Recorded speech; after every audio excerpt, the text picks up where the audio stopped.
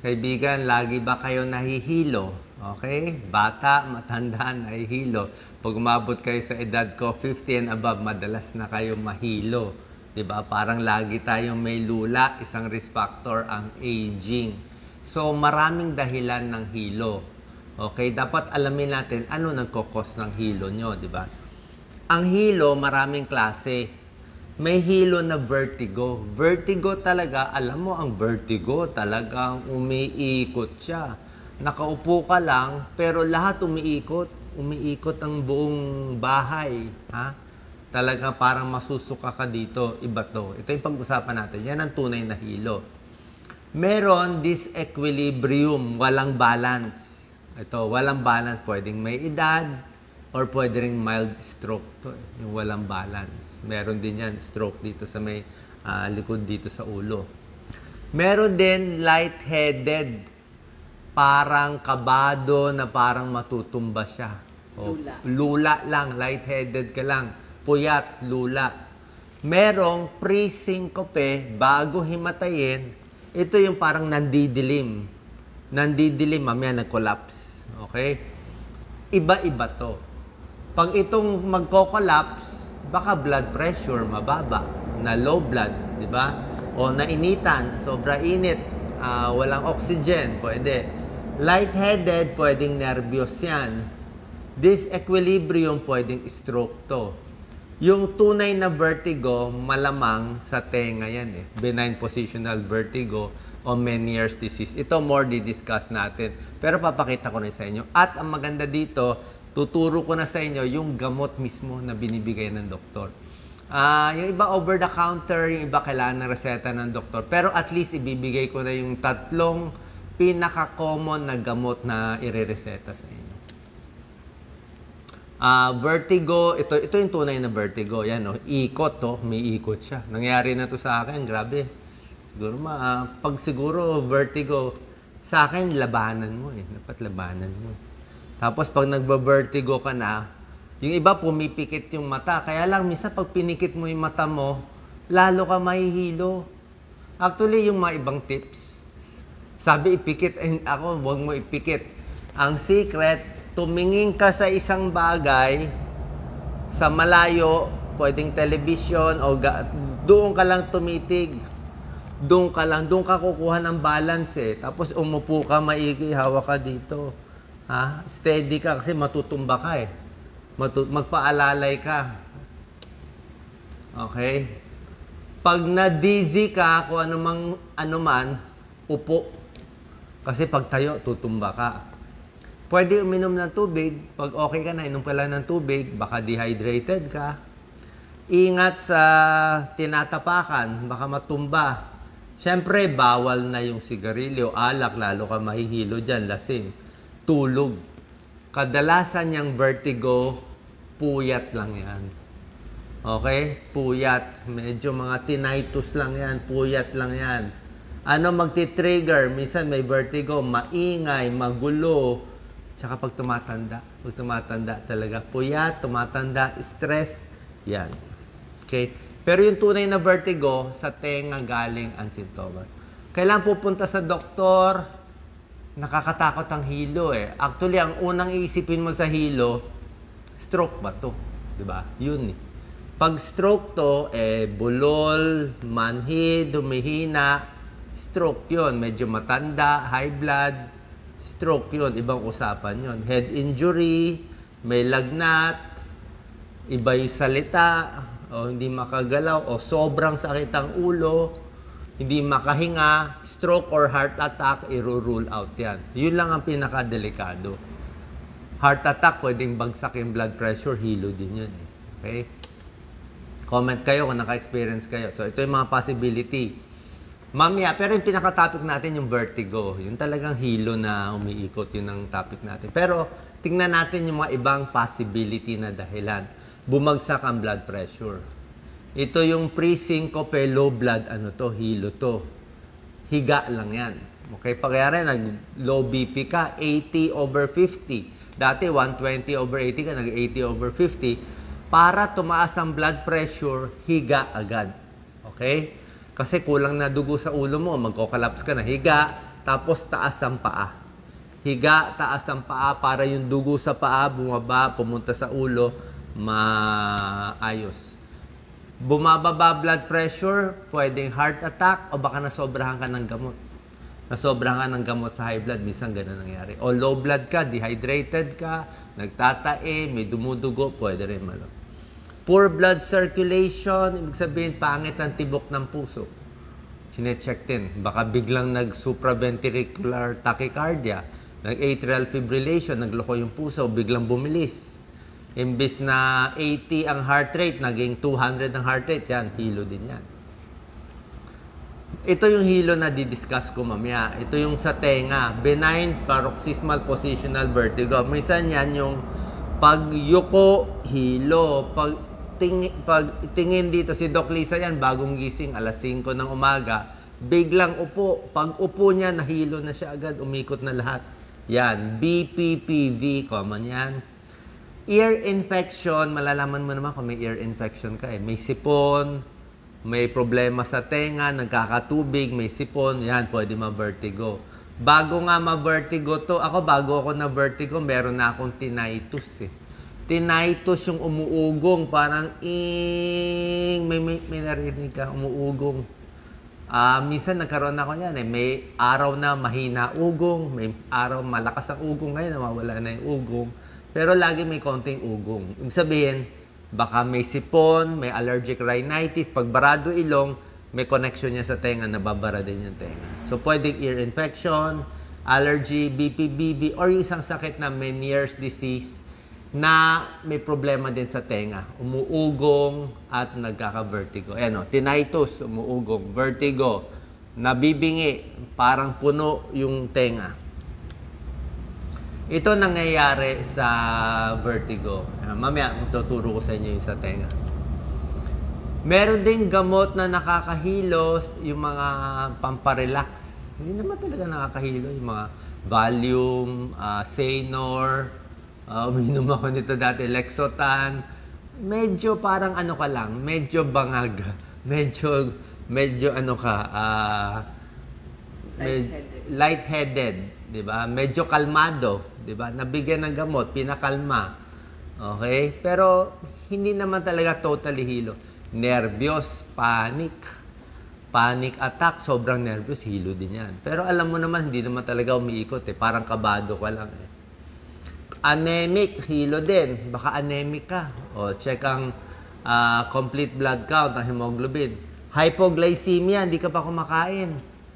Diba? Ang baba ng blood sugar mo, 5 hours, di ka pa kumain, magsaging ka. O yung iba, kumain ka ng matamis, kumain ka chocolate, o isang soft drinks, pwede yan. Okay? So, yung mga low blood sugar, pwede yan sa hilo. Ang kinakatakot lang natin, bihira naman talaga to, yung stroke. Kasi pag stroke, may mahina, may hindi manhid, bulol, diba? Biglaan. Pero, ito naman, maraming sintomas. Pero may hilo din to. Alam naman natin na iba na to eh. Diba? Brain tumor, meron din yan. Sa puso, pwede rin mahilo pag bumagsak ang blood pressure. Pero pag puso, hilo with, syempre, mabigat ang dibdib, chest pain, hinihingal.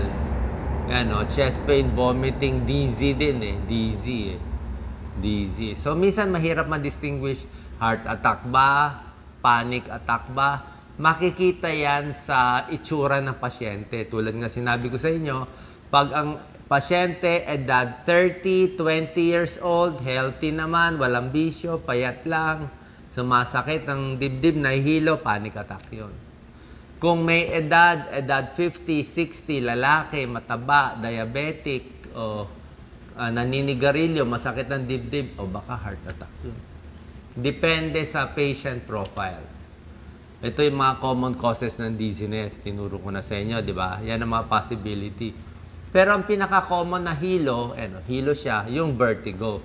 Ganito nangyayari sa vertigo, yan. Doc Lisa, focus mo. Maganda to eh.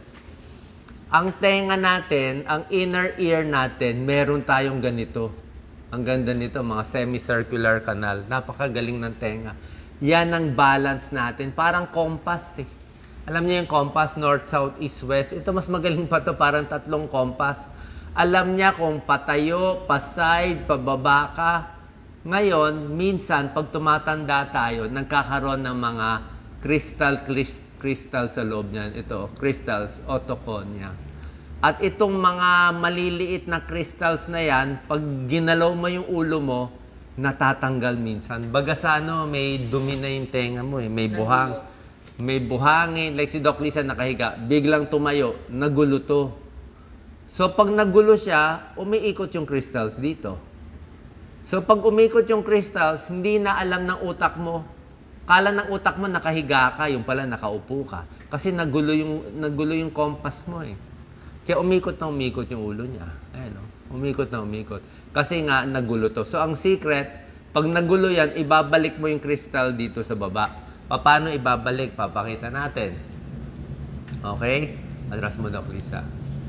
Yan, vertigo. Ganito gagawin. Merong Epley's maneuver na mahaba. Ito yung ginagawa ng doktor. Yung nasa kama, hinihiga pa, medyo mahirap yun, binabagsak pa yung ulo. Merong home treatment ng Epley's maneuver. Tinuro to ni Dr. Jim Di Magila, ENT doctor. Kakapacheck up ko lang sa kanya. Simple lang to. Pwedeng nakahiga o pwedeng nakaupo. Doc Lisa, atras mo lang. Pakita mo lang ako. So, pwedeng nakahiga, nakaupo. Pag nakaupo, ganito. Yan, higa ka lang ganito. Tapos, titingin ka sa kaliwa, mga 30 seconds. Diba? Tapos, sabay mo yung katawan mo. 30 seconds, tapos bababa ka pa ngayon, 30 seconds. Tapos babalik mo yung ulo mo, 30 seconds. Didiretso mo yung katawan mo, 30 seconds. Tapos, iikot ka naman dito sa kabila ulit. Pwede ito ginagawa, nakahiga. Tapos gaganon ka pa nga. So, ang point lang kasi nito, ano, yung ginagawa niya. Ang point lang nito, every 30 seconds, iniikot mo itong mga buhangin, crystal sa tenga. Iniikot mo siya. Iniikot mo to. Para pag umikot-ikot-ikot yan, bababa ulit dito, mag-i-steady siya ulit. Kasi lumabas yung mga crystal sa tenga eh. So, binabalik mo lang siya. Iniikot mo dahan-dahan. Pwedeng left side, pwedeng right side. Pwede gawin isang beses, dalawang beses. Pag ginawa nyo to, nahilo kayo, di upo muna pahinga. Hindi naman to masama eh. Inaiikot mo lang siya. Ayan o. 45 degrees. Ayan o. Tapos iikot sa kaliwa. Pwede nyo gawin yan. Tapos ang ending, nakababa yung ulo. Nakababa na, nakaganon na, nakababa na. Ayan o. So yung parang ulo mo, ginaganon-ganon mo siya. Dahan-dahan lang yan. Slowly. 3 times a day. Hanggang mawala. Pero bukod dito, may mga gamot. Okay? Wala tayong na-advertise na gamot. Mamaya, gamitin na naman tong video natin. Tinakpan ko na nga brand name mo. Takip eh. Okay? Generic name. Generic na nga to eh. So, ito usually bibigay ng doktor. Meclizine, betahistine, or sinarazine. Okay? Ang pinaka-common na binibigay na, I think over-the-counter siya, hindi ko sure. Meclizine, maraming brand. I think may Dizitab, may Bonamine. Kasi kilala nyo yung brand eh. Basta Meclizine siya. Generic, pwede. Pwede to sa medyo hilo lang. Pwedeng vertigo o pwede motion sickness. Yung nag-roller coaster, nag-airplane, nahilo, sa kotse, nahilo, pwede yan. Antihistamine siya. So, binablock niya yung signal sa brain para hindi ka masuka, hindi ka mag-vomit. So, mababawasan konti. Ang dose nitong generic na Meclizine, 25 mg, pwedeng 2 times a day. Bago ka sumakay ng kotse, kung nahihilo ka 1 hour, 1 to 2 hours before, inom na. Ito pinakamababa. Gagaling ba agad? Siguro may tulong konti. Bawas ko. Anti-vertigo. Anti-suka. Anti-emetic. Ito yung mas binibigay ng mga ENT, pero medyo mahal. Betahistine. Okay? Ito lagi binibigay. Ito binibigay sa tunay na vertigo talaga. Yan, ang vertigo symptoms, umiikot na lahat, nag-tinnitus, maingay ang tenga, nasusuka na. Itong betahistine, binabawasan din niya yung pagdami ng fluid sa tenga. Minsan, pag may allergy, may sipon, napupuno ng fluid yung tenga, kaya nahihilo, yan. Pati yung Meniere's disease, kaya din niya. Pero ito, bago siya umepekto, actually, tinake ko rin to, tinake rin ni Doc Lisa. Usually, mga ilang days eh. Sabi nga niya, ilang weeks eh, 1 to 2 weeks. Tsaka medyo mahal tong gamot na to. Medyo mahal. Ang sikat na brand, Circ, pero mahal ang brand, mahal to. Merong iba mas mura. Okay, wala tayong na-advertise. So, ang dose niya, 8 mg, 16 mg, 24 mg. Yung mga ENT, gusto nila 24 mg, mga 2 times a day, 3 times a day. Eh ako, lagi ako low dose eh. Pag uminom ako, 8 lang ako. 8 o 16 mg lang ako, 2 to 3 times. Actually, yung bag ko, nung nagbavertigo ako, yung bag ko kasama. Meron akong dala lagi nito. Bas, just in case mahilo bigla, iinom ako. Pwede rin to. Ngayon, meron din isang gamot, minsan binibigay ng mga neurologists sa hilo din, pero Sinarazin, ang sikat na brand name nito, mga Stugeron. Anti-vertigo din siya, antihistamine. Kaya lang ang problema dito, nakaka-drowsy, nakaka-sedate. Ano nga sa Tagalog, Lisa? Nakaka-antok siya, nakaka-antok. So, hindi pwede kung nagda-drive kayo, o medyo matanda na, kailangan nasa bahay lang. Oo. Ang dose nito, dapat may alam. Ang dose nito, 25 mg tablet 3 times a day, or 75 mg once a day. So, itong tatlo ang binibigay. Choose one ka lang. Usually, ito, usually, ako, baka ito lang iniinom ko. Okay? So, yun ang tatlong gamot. Motion sickness, ayan. Sa suka, sumakay. Aeroplano. Yan, no? Minsan, niisip pa lang niya, nasusuka na siya. Yan, no? Okay, yung gamot, yung pa rin, Meclizine ang binibigay. Sino mas nahihilo, mas tumatanda. Mas maraming problema sa tenga. Yan. Mas tumatanda. Mas puyat, kulang sa tulog. Yan ang mga risk factors. So, diabetes, nervyos, depression, stress. Kulang sa healthy foods, kulang sa exercise. Yan din. Pwedeng sa labat, may tulong naman sa labat. Exercise, tamang diet. Yan, may tulong siya. Sa labat pa rin, healthy foods. Actually, meron pang mga tinuturo sa vertigo. Pangalan nito, vestibular rehab Tinuturo yan na sasanayin mo yung ulo mo sa galaw Kasi nga pag tumatanda, hindi na tayo sanay Diba? Kaya minsan, ang mga tips, titingnan mo yung daliri mo, susundan mo dahan-dahan. Parang sinasanay mo. Kung magaling ka na, kung di ka nahilo. Kung di ka nahilo, sinusundan mo na siya. O pag naglalakad ka, dadahanin mo. Kasi parang masana yung, masana yung utak mo na gumagalaw-galaw. Sabihin, parang medyo hinihilo mo na sarili mo konti para pag actual na nagbubuhat ka, may kinukuha kang gamit, hindi ka na mahihilo. So, sinasanay mo yung ulo mo. Turo nga na isang neurologist sa akin, ginaganon pa nga yung ulo May mga ganong technique. So, parang hinihilo mo sarili mo konti, then relax. Binobombard mo siya ng signal para masanay na siya. Para oras na ginalaw mo yung ulo mo, hindi na siya mabibigla. Nasanay na yung utak mo, hindi ka na mahihilo. So, yan po yung mga tips natin for vertigo. Siyempre, kung may problema, punta sa ENT doctor para masigurado natin na vertigo lang ang problema. Share po natin sa ating kaibigan. God bless.